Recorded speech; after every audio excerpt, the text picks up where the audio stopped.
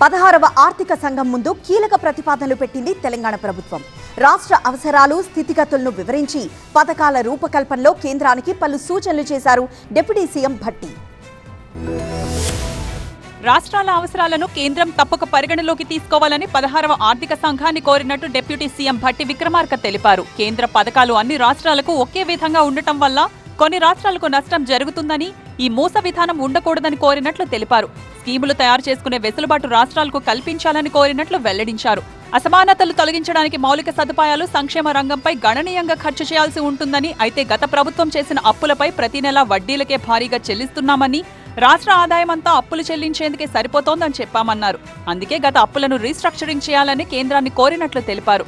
Per capital ఆధారంగా నిధుల పంపిణీ చేయడం వల్ల తెలంగాణ భారీగా నష్టపోతున్నదన్నారు. అందువల్ల టీఎస్డీపీ ఆధారంగా నిధులు ఇవ్వాలని కోరినట్లు భట్టి తెలిపారు. ప్రజలందరికీ డిజిటల్ హెల్త్ కార్డులను ఇవ్వాలని భావిస్తున్నామని, వాటికి నిధులు కోరామన్నారు భట్టి. వరదల నష్టంపైన కేంద్రం నుంచి సహాయం కోసం ప్రతిపాదించాలని కోరామన్నారు. రాష్ట్ర ప్రభుత్వం ఇచ్చిన ప్రెజెంటేషన్పై ఆర్థిక సంఘం సంతృప్తి వ్యక్తం చేసిందన్నారు భట్టి.